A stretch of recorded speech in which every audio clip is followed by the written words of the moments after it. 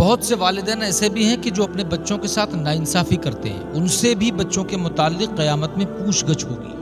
حدیث شریف میں تو حکم یہ ہے کہ بوسہ لینے میں بھی انصاف سے کام لو۔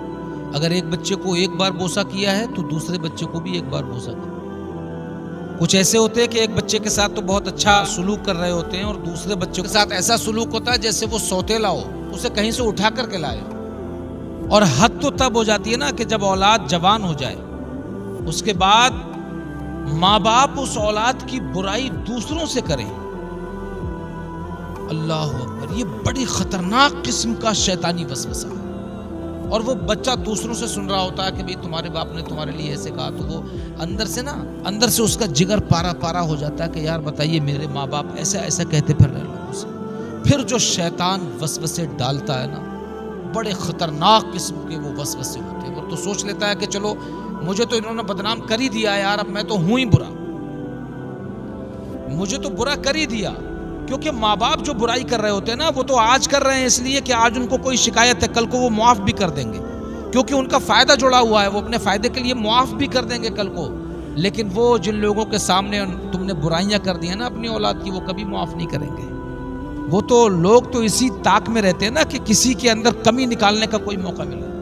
اب بعد میں بچے کو ماں باپ نے تو معاف کر دیا، لیکن ان لوگوں نے معاف نہیں کیا کہ جن میں یہ بات چلی گئی تھی، جنہوں نے سن لی تھی۔ اب وہ بیچارہ بچہ تہجد بھی پڑھ رہا ہے نا، تب بھی وہ یہی کہہ رہے ہیں دیکھو بڑا تہجد گزار بنا پھرتا ہے اور ماں باپ کے ساتھ اس کا سلوک برا ہے۔ حالانکہ ماں باپ کو بھی بعد میں احساس ہوتا ہے اور ماں باپ کو بھی برا لگتا ہے کہ کوئی ان کے بچے کی برائی کرے، لیکن یہ بیج تو انہوں نے ہی بو رکھا ہے نا پہلے سے۔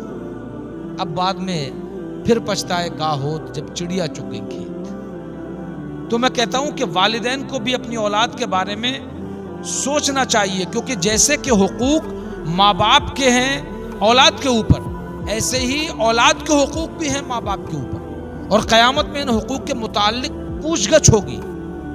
کچھ لوگ ہوتے ہیں نا کہ ایک بچے کو تو بہت پیار دیتے ہیں، لیکن دوسرے بچے کو ہمیشہ ڈانٹتے رہتے ہیں، تانے دیتے رہتے ہیں کہ تو ہے ہی ایسا، تو ہے ہی ویسا، تو نکما ہے، ناکارہ ہے، دیکھ اس کی پیشاب میں ڈوب کے مر جا، دیکھ یہ تیرا دوسرا بھائی دیکھ کتنا کامیاب۔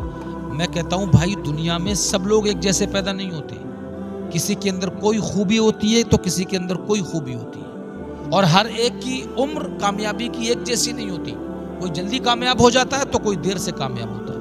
تو اولاد کے ساتھ ناروا سلوک نہ کریں، کیونکہ ماں باپ کے ذریعہ کی گئی ناانصافی کے بدلے میں شیطان اس اولاد کے دل میں بڑے بڑے خطرناک وسوسے ڈالتا ہے۔